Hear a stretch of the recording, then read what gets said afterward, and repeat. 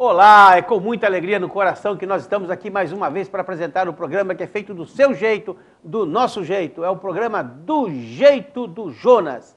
Para você entrar em contato conosco, jonasgrebe@ig.com.br ou no Facebook, Facebook/Do Jeito do Jonas. Ou na nossa página pessoal, Jonas Grebe colocou lá no Facebook, você vai encontrar a nossa página.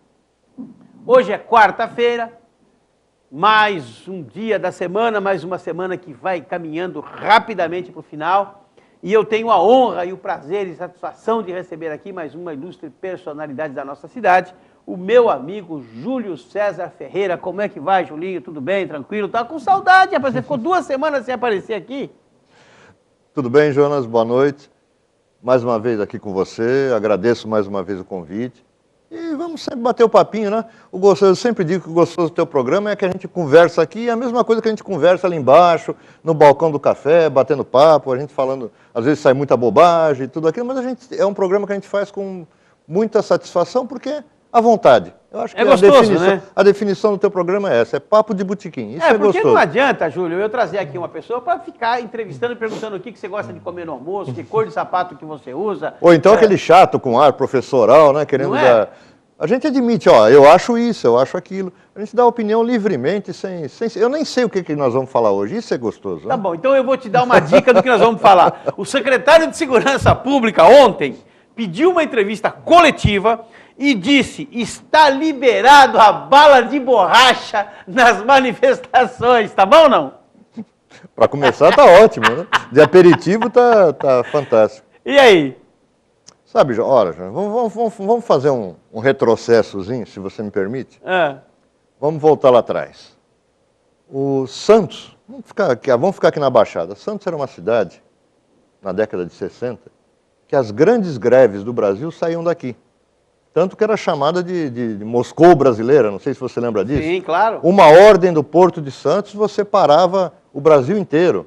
Tivemos uma greve da Petrobras, oriunda daqui, de 32 dias, se eu não me engano. Tá aí o Averaldo que não me deixa mentir. Não, e os próprios bancários eram uma categoria fortíssima, que também tinha comandos das greves em Santos. Então, eu estou dizendo isso, porque, vamos mais longe, vamos um pouquinho até a década de 70, as grandes greves do ABC, da onde surgiu o próprio Lula, daí os movimentos dos metalúrgicos, das fábricas de autopeças, de automóveis. Então, o que eu quero dizer com isso? Eu quero dizer que o brasileiro perdeu a mão para fazer greve, desaprendeu a fazer greve. E a nossa polícia hoje não está preparada para essa... Perdeu a mão de reprimir. Não, perdeu, mas aí eu não quero chegar aí, porque senão nós vamos falar em ditadura, em veraneio preto, eu não quero chegar aí. Mas a nossa polícia hoje também não está preparada para essas manifestações. Então é por isso que a gente acorda com uma notícia dessa, que isso aí nada mais é do que uma falta de preparo da nossa polícia para reprimir as manifestações como elas estão acontecendo hoje. Que eu não acho certo também. Mas a gente tem que entender que, por exemplo, uma greve que não tenha confronto, que não tenha bagunça, que não tenha gritaria, não é greve. Não existe greve pacífica, não existe movimentação pacífica e ordeira. Mas os excessos têm que ser coibidos. Você veja esses últimos episódios aí em São Paulo e no Rio. Um delegado que... Não, foi acima de qualquer limite, até viraram carro da polícia, queimaram o carro da polícia a 200 metros de uma delegacia. Então a polícia está acuada, ela está com medo da mídia, está com medo de reprimir isso, como deve ser reprimido dentro da legalidade, vamos deixar isso claro, sempre dentro da legalidade. Então esse fato da bala de borracha é simplesmente um atestado de que a polícia não está preparada para reprimir as novas manifestações. Júlio, deixa eu falar só para completar, Jonas, só para completar, e você pode me ajudar nisso. O delegado que autuou 2 pessoas, sim, foram 2 pessoas, um casal foi autuado. Por um delegado até. Isso. Foi preso, já está solto. Estavam depredando. Exatamente. Ele teve que apelar para a Lei de Segurança Nacional. A hora que eu vi isso, eu me arrepiei todo. Eu falei, nós voltamos será aos que anos de chumbo. Não. Será que nós não temos mecanismo na nossa lei hoje? Quando eu digo voltou que no chumbo, reprima nessa Sim, questão não tem pontual. cabimento. Será que não tem um mecanismo na lei hoje? Sei lá, formação de quadrilha, grupo organizado, que na verdade são grupos organizados. A gente pode até, sem exagero, chamar de milícias. Não são pessoas que se juntam e espontaneamente ali fazem um ato de depredação. Não, são pessoas preparadas para isso. Sim. Então, você veja, se a gente falar em bala de borracha e lei de segurança nacional, é um absurdo. É um absurdo. Mas você tocou nisso, Júlio, deixa eu traçar um paralelo aqui, um paradigma aqui. Nos anos 70, quando acontecia esse tipo de coisa, a polícia ia para cima, né? Quem não se lembra da freguesia do Ó, lá naquele comício do Paulo Maluf, enfim. A polícia e o exército. Tantos outros acontecimentos tiveram. Vamos focar na polícia para a gente ter um paralelo, porque o exército hoje está calminho lá no canto dele, ok? Aí a polícia ia para cima, né? E aí vinha toda aquela repulsa, dizendo, não, porque massacraram, foram para cima e tal. Aí democratizamos o país. Hoje nós somos governados por um partido de esquerda que fez movimentos grevistas, que fez que tomou borrachada da polícia. Tomou borrachada e tal. E hoje continuam indo para cima, tacando bala de borracha, atacando cacetete. Quer dizer, era aquele governo que era muito duro, esse que é muito duro, ou aquele que não sabia reprimir e esse também não sabe reprimir. Não tem aí uma semelhança muito grande? Ou será que eu estou devaneando? Não, eu vejo diferente, Jonas. Eu vejo o seguinte, eram dois momentos diferentes. Por isso que eu falei do Exército. Era um momento que as greves nada mais eram também, além é lógico, do movimento aí por benefícios para as categorias, era uma provocação ao regime militar. E hoje é uma provocação aqui, porque é provocação também. Calma. Então, naquela época, a repressão era diferente. Era uma repressão dura, era a repressão que vinha por polícia doicode. Para quem toma uma borrachada, para quem toma uma bala de borracha, a repressão é igual. Não, era mais violenta. Então, como a geração de hoje, como a geração dos governantes de hoje foi a geração que tomou borrachada naquela época, todos eles. Então, hoje eles têm um certo receio de serem chamados Júlio. E estão abrindo mão da autoridade. Pergunto para você o seguinte, mas dão uma borrachada. Para mãe, Júlio, para mãe de alguém que foi desaparecido no regime militar, para a mãe do Amarildo que foi desaparecido no governo do PT hoje em Brasília, para a mãe, qual é a diferença? O meu filho desapareceu. Qual é a diferença para a mãe? Eu continuo discordando de você. Eu acho que não tinha mais que acontecer. Eu acho que não. Ah, sim. Aí eu concordo com você. Mas as pessoas naquela época tomaram são momentos diferentes, são situações diferentes. Eu fui jovem naquela época. Eu sou de 52. E é o que eu estou te falando. 18 anos. Eu acho que eu te garanto. Isso não acabou, Júlio. Continua a mesma coisa. Não continua a mesma coisa, João. São momentos diferentes. A intensidade é completamente diferente. A motivação é diferente. O que aconteceu é isso. Pra a matéria daquele, a mãe desse é diferente. A matéria. É a mesma coisa. A matéria repressão a manifestações populares deve ter saído do currículo da escola militar, da PM. Então vai ter que voltar. O grevista vai ter que... Os grevistas não, os manifestantes, de modo geral, vão ter que aprender a fazer manifestação, que não estão sabendo, estão deixando esses grupos se infiltrarem, e a PM vai ter que descobrir uma maneira legal, vamos dizer assim, uma maneira republicana de reprimir isso com a intensidade certa, sem deixar a autoridade ser questionada, que virar um carro da polícia para mim é questionar a autoridade.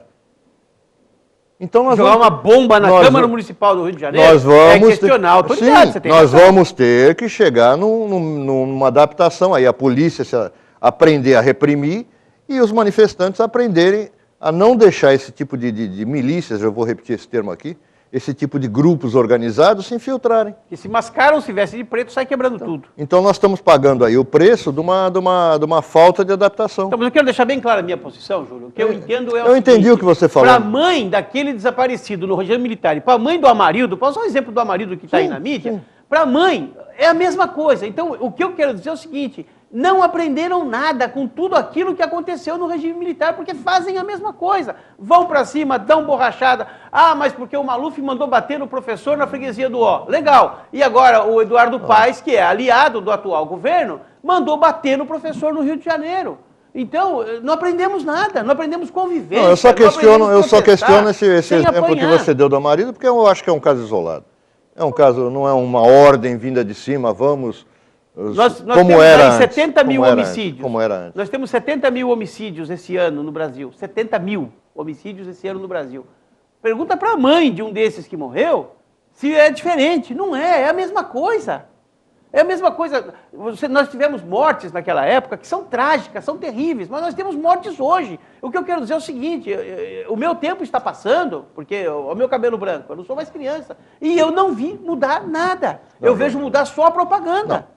Eu acho que a gente tem que deixar bem claro que a morte, essas mortes que você se refere na época da ditadura, que não eram 70 mil, eram muito menos. Eram mortes com ordem de cima, é diferente. Eram mortes... E agora é morte com assim, ordem de baixo. Agora é morte com ordem de baixo. Tá, mas agora nós estamos vivendo uma crise social. Para a família que perde o ente simples, querido não faz diferença. Não faz diferença, mas não vamos faz. lá. Nós vamos diferenciar a morte por motivação política e a morte por motivação criminosa. Ou sem motivação, né? Ou sem motivação, mas é sempre criminosa.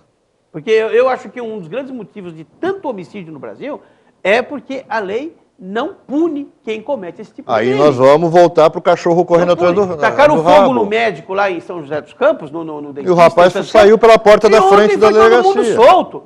Esses que mataram, que queimou o policial, esses rapazes que queimaram o policial aqui em São Vicente na semana passada, vão ser soltos hoje porque não encontraram ontem um juiz para decretar a prisão. E vão ser soltos. Quer dizer, então você está incentivando que as pessoas saiam matando. Sim. Olha, me desculpe, eu sei, eu não sou idiota, pelo menos eu acho que não sou, né? Mas eu entendo que é diferente. Você tinha um movimento político, as pessoas morriam pelo que acreditavam. Hoje morrem banalmente. Mas para a mãe que perde o filho, eu não vejo diferença. Eu acho que o Estado teria que aprender a lidar com isso para que nós não tivéssemos tantas mortes. Nós somos um país que já começou, lá em 1500... fazendo um genocídio em cima dos nossos índios. E nós estamos em 2013 e nós continuamos a matar os nossos brasileiros. Temos mais de 1 milhão de mortes nesse século. De 1 de janeiro de 2001 para cá, pega aí os índices da BBC Brasil, que são sérios, você tem de 1 de janeiro de 2001, nesse século para cá, nesses 13 anos, você tem 1 milhão de assassinatos. Caracteriza uma guerra civil, não tenha dúvida. Mas que guerra? Se você juntar a guerra da Chechênia, do Kosovo, do Iraque, da Síria, se você juntar todas as guerras contemporâneas, não dá 1 milhão de mortes. E no Brasil tem 1 milhão de assassinatos. E não se faz nada para mudar isso. Nós convivemos aí com os crimes banais de forma absolutamente tranquila, como se não estivesse acontecendo nada. Está acontecendo. Jonas, só tem um jeito de mudar. É a gente votar direito nas próximas eleições. Eu não vejo outro. Eu não vejo outro. Se a lei é defeituosa, se o político não faz a lei que a gente precisa, se a polícia está intimidada pela sociedade, e aí? Agora, nós vamos ter os candidatos certos para votar? Ou nós vamos ter aqueles mesmos que os partidos indicam, que agora ficaram aí mudando de partido todo dia por proveito próprio? Porque foram fundados 2 partidos novos, aí você tem o direito, a fidelidade partidária não te atinge, você muda e tal, e você tem aí 1 a cada 10 deputados mudaram de partido. Quer dizer, quem são os certos também? É uma coisa para se discutir, né? Porque você é obrigado a votar no que está aí. Você não pode chegar e falar assim, hoje eu vou votar no Julinho. Não, o Julinho não é candidato. E se você for tentar uma vaga num partido, talvez você não consiga. Sabe? Então é uma coisa para se pensar. Mas eu vou a um breve intervalo comercial, assim a gente raciocina um pouco mais. Daqui a pouquinho nós voltamos do jeito do Jonas.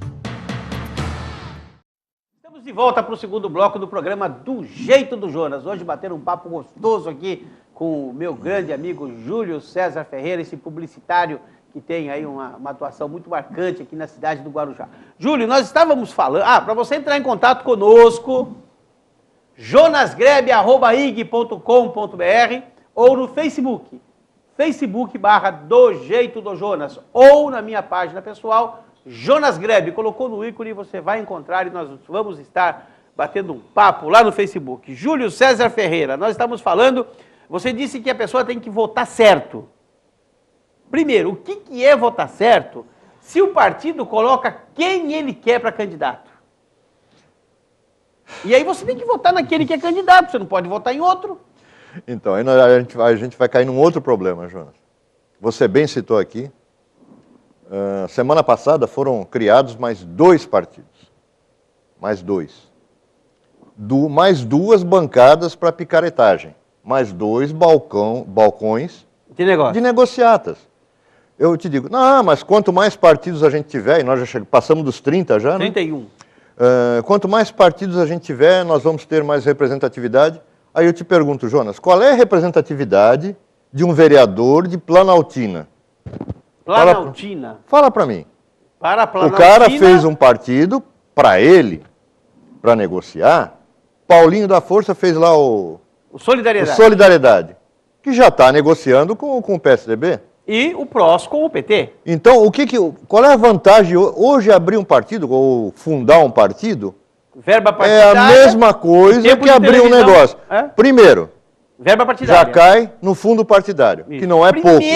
Primeiro, não é pouco. 500 mil reais de cara para você abrir um partido. 500 mil, de cara. É dinheiro, hein? Segundo, o horário gratuito da televisão que vai ser vendido moeda na campanha, de troca.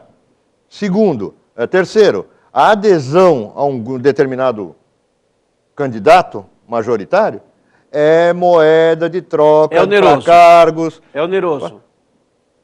Então, poxa vida. Então o nosso sistema político está errado? Está errado. Mas quando é que nós vamos resolver? Quanto tempo e a rede não foi aprovada, senão seriam 3. Não, a rede não foi aprovada por incompetência do grupo da própria Marina. E não será aprovado mais. Não me venha falar em chavismo do PT. Você sabia que não vai ser aprovado mais? Não sei. Ontem o Senado aprovou a lei que inibe a criação de novos partidos. Não, já é esses 2 ficam formados. A partir daqui, os partidos que forem formados não terão verba partidária e não terão tempo de televisão. Se quiserem, terão que entrarem na campanha sem televisão e sem verba. Se fizerem bancada, é que passarão a ter televisão e ter verba. Foi aprovado Sabe que nome tem isso? Casuísmo. Então esses 2 ficaram e a rede não será mais aprovada. Então voltemos ao voto. Acabou certo. A rede. Você veja que isso aí é uma coisa, uma lei absolutamente para preservar os direitos de quem já está lá. Isso. Então, quero ver o macho que vai chegar lá e vai dizer, não, nós vamos reduzir para meia dúzia de partidos políticos. Ou sei lá, o número que for necessário para que haja a representatividade. Esse macho foi homofóbico, hein?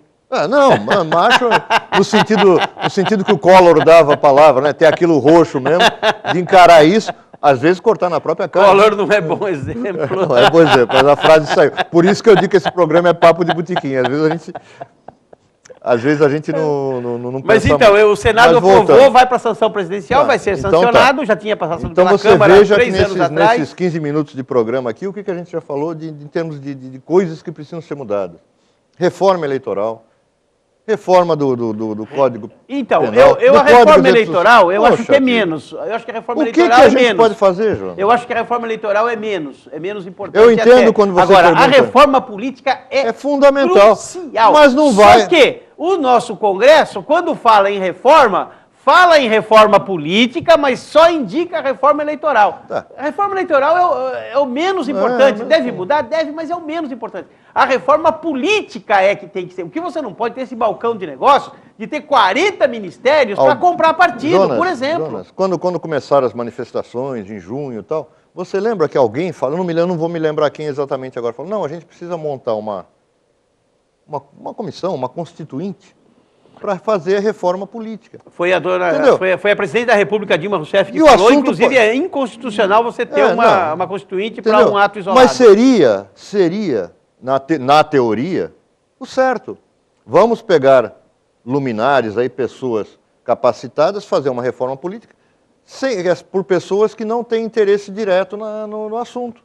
Mas quando falam em reforma política, só indicam reforma eleitoral. Você acha que o nosso Congresso vai fazer reforma política? Vai fazer reforma eleitoral? Não vai, porque prejudica ele. Não vai, cara, não vai. Instinto de preservação, cada um quer manter o seu cargo, o seu status, eles vão reformar isso Então, nunca. quando eu trago a responsabilidade pra gente, quando eu falo em voto, a responsabilidade é minha, sua, de todo mundo. Quer dizer, daqueles que se dispõem a serem candidatos, escolher o menos pior, né? Vamos escolher o menos pior. Vamos, sei lá, perder 10 minutos, 15 minutos. Eu tenho um caminho, Júlio, que eu indico, que é o seguinte, nós, principalmente que moramos aqui no Guarujá, e isso aqui é uma TV a cabo que só pega no Guarujá, então nós podemos falar para o nosso povo, quem estiver assistindo. O que eu entendo é o seguinte, nós precisamos, para começar, eleger gente nossa. Eu não serei candidato, então eu posso falar isso com tranquilidade. Nós teremos vários candidatos aqui na cidade, de bom porte, pessoas que dá para você pelo menos analisar. Você não gosta do 1, vota no 2, não gosta do 2, vota no 1, no 3. Nós vamos ter aqui alguns candidatos e, sem citar nome aqui e agora, com certeza você vai saber quem são os candidatos da cidade. Escolher gente nossa, porque nós votamos no Tiririca, nós votamos em candidatos de outras cidades, nós precisamos ter a representatividade nossa. Já começa a mudar alguma coisa. Porque você vai ter como cobrar a pessoa que está próxima de você. Vai encontrar ele no bar, vai encontrar na padaria, vai encontrar ele no trânsito. Você vai ter como cobrar. Você vê como é complexo isso. A gente precisa de gente para nos representar. Que nós não temos. E precisamos de gente lá em cima para fazer alguma coisa pelo todo. Pelo todo. Até porque segurança nacional é todo, né? Reforma política é todo. Bom, e o que você achou da liberação da bala de borracha? Grande sensação do governo hoje é a liberação da bala de borracha eu já te falei, isso é uma prova cabal de que a polícia não está preparada de uma maneira republicana, de uma maneira legalista, de uma maneira operacional para conter essas manifestações que estão acontecendo. Ponto final. Acho um absurdo. Como é que você vê esse quebra-quebra aqui, por exemplo, no Rio de Janeiro, as pessoas se vestem de preto, colocam uma máscara e jogam uma bomba na Câmara Municipal, tombam um carro de polícia, afrontam, vão para cima. Como é que você vê isso? É uma anarquia, como eles dizem, ou anarquia é outra coisa? Não é uma anarquia. Eu diria que são grupos anárquicos, talvez. Como eu te falei, vou usar pela terceira vez o termo, eu acho que são milícias, eu acho que são grupos preparados que vão com essa função específica se infiltrar em manifestações, vamos dizer assim... manifestação eles vão. Por exemplo, essa greve dos professores. Eu acho que qualquer reivindicação de professor é justa. Seja qual for. Para começar, né? Para começar. Então eles aproveitam esses movimentos e se infiltram. Poderia ser outra greve. O prefeito do Rio de Janeiro, Eduardo Paes, ontem deu uma declaração na Rádio Globo do Rio de Janeiro que repercutiu no país inteiro. Ele disse o seguinte: professor que está se manifestando não sabe fazer conta, porque o que eu fiz é bom para ele e ele não está sabendo fazer conta. Não vou entrar nesse mérito, Jonas. Mas eu vou, porque eu acho que ele não tem o direito de falar isso. Não vou entrar nesse mérito. O que eu te falei, eu acho que toda reivindicação de qualquer categoria, principalmente professor, mas nós estamos tendo aí mais ou menos simultâneos os funcionários da Embraport, os funcionários não, né? O pessoal da Embraport, os bancos, o sindicato dos estivadores, a greve dos bancários, a greve dos correios. Isso é salutar, isso é saudável para a democracia. Mas, Júlio, você não acha que um prefeito não tem o direito de falar isso? Não, eu acho. O professor não sabe fazer conta? Eu acho uma estupidez. Por quê? Como eu te falei, qualquer reivindicação de qualquer categoria é correta. Agora, quando tem esse volume de gente, esses grupos, não me pergunte qual é a motivação deles. Não me pergunte, porque eu não saberia. Que vão ao cerne da questão para quebrar tudo. Os black blocs aí, não sei. Não sei a quem eles estão a serviço de alguma coisa ou de alguém. Com certeza não é de nenhuma ideologia. Ok. Certo? Então, eles se infiltram nisso e acabam prejudicando esses movimentos. Ok. Mas agora, um prefeito abrir a boca para falar uma bobagem dessa... Bobagem. Bobagem grande. Em vez de defender a tropa dele... Ele foi atacado. Os professores, eu vou atacar os meus funcionários, os meus servidores? Eu acho que ele foi muito infeliz nisso. Foi infeliz. Greve dos bancários, 23 dias sem banco. E aí? Sem banco, não. Sem banco, hoje a gente não está. Hoje, esse é o tipo de movimentação. É como eu te falei lá no começo. Os manifestantes, os grevistas, têm que aprender a fazer greve dentro desse cenário novo que a gente está aí. Por quê? Porque hoje, com a internet, com o banco eletrônico, a greve tem muito pouco efeito. Você tem os caixas funcionando normalmente, os caixas eletrônicos. você tem transferência, depósito, seja o que for pela internet, você recebe boleto por banco, paga numa casa lotérica. Então, eles precisam também aprender a fazer greve dentro desse cenário novo. Que a greve dos bancários se perde um pouco. Os bancos estão, de alguma forma, funcionando, é isso que você quer dizer? Não, o sistema bancário não parou. Eu precisei do Banco do Brasil ontem, em Santos, dentro do fórum da Justiça Federal, e não estava funcionando. Sim, mas você concorda que você poderia em casa ter feito essa transferência ou esse depósito? Concordo. Você pode dizer para mim, mas eu não uso o banco eletrônico, o banco pela internet. Não usa porque não quer. Não uso porque não tenho habilidade manual ou porque não informática, sabe. Porque não sei. Mas né? Resolveria o seu problema. O meu neto de 5 anos com certeza conseguiria fazer. Então, mas você concorda comigo que resolveria o problema? O meu neto de 5 anos fala, vô, sai daí, deixa que eu faço. Então são tempos novos. Mas é abusivo, né? Lógico. Eu tenho filha gerente de lógico banco. Que é. Mas toda greve, abusivo. Jonas, toda greve é abusiva. Não, eu digo abusivo os 20 e tantos dias. Mas é o que eu estou falando, mas é um direito que eles têm, está previsto na Constituição. A greve dos Correios dos Correios parece que agora a Fechou, Justiça volta amanhã. Volta, porque é um serviço volta essencial. Amanhã. Aceitaram tal. 8% de aumento, volta amanhã. Foi por acordo? Foi feito por acordo. Aceitaram então, 8% de aumento. O banco ontem chegou a 7,1% de aumento. Eles querem 12,6%. Um exemplo nessas greves todas, um exemplo de uma greve que durou um dia. Acho que não durou nem um dia, foi a greve da Embraer. Sim. Chegaram num acordo em poucas horas. Sim. Eu acho que é assim que tem que ser. O tem que lucro ter dos flexibilidade dos dois lados. Júlio, o lucro dos bancos no primeiro semestre de 2013 foi de 30 bilhões. Cresceu 27% em relação ao último semestre de 2012. Quer dizer, 30% de aumento, chegou a 30 bilhões o lucro do banco, segundo o Diese, nos últimos 6 meses. 30 bilhões de, e se você vê o acumulado, lucro é lucro, hein? Se você vê o acumulado dos últimos 10 anos... Meu Deus. Vamos falar Vamos. Do governo petista aí? É. E foi é o maior o lugar que o banco história. mais ganhou dinheiro no mundo foi no Brasil. Foi no Brasil, com um governo que, teoricamente, deveria equilibrar essa balança. Mas é bom de discurso só também, hein? Na hora da prática a coisa é bem diferente, né? Não vou comentar. Mas discurso é uma coisa, a prática é outra, completamente diferente. Infelizmente, deveria ser mantido, né, o discurso. Mas o que eu questiono é isso, 23 dias sem os bancos, muita gente não tem habilidade para usar caixa eletrônico, então você vai no banco, tem uma mocinha para ajudar o velhinho lá, e aquela fila enorme. Não, é um transtorno, né? É um transtorno, não tenha dúvida que é um transtorno. O que eu quero dizer é na hora de se fazer um acordo, e se eu fosse da Febraban, eu não digo que daria os 12,6%, mas eu acho que pelo menos 10% eu acho que é justo, porque 7% não cobre a inflação desse ano. Está abaixo da inflação, porque a inflação oficial ela está em 6%, mais ou menos, né? Mas na prática você sabe que não é isso, as coisas aumentaram de preço, e aumentou bastante. Então eu acho que falta um pouco de sensibilidade por parte dos bancos. Não querem dar o braço a torcer, Jonas, né? Para não criar aí acabou, cara, você não vai falar mais nada. Jonas, aqui. A censura aqui é censura do tempo, e tempo é inexorável, não tem jeito. Mas vai ter um tempinho, só para dizer, só para dizer que você é um sonhador, você falar em sensibilidade dos banqueiros... A minha filha é gerente de banco. Dos banqueiros, não falei do dono do banco, ajuda a minha filha aí, tadinha. Pô, né? Aumenta o salário dos bancários, dá 10%. Não vai quebrar banco nenhum dando 10%. Ficar parado, o prejuízo não é maior. Júlio, 30 segundos para falar tchau. Não, Jonas, eu quero te agradecer de novo, dizer que a gente está sempre à disposição. O único problema que a gente tem é sempre mais ou menos de agendas. Você agendando, você convida, a gente vem aqui, bate papo com o maior prazer. Sempre à disposição. A honra é minha. Muito legal, muito gostoso ter o Júlio aqui.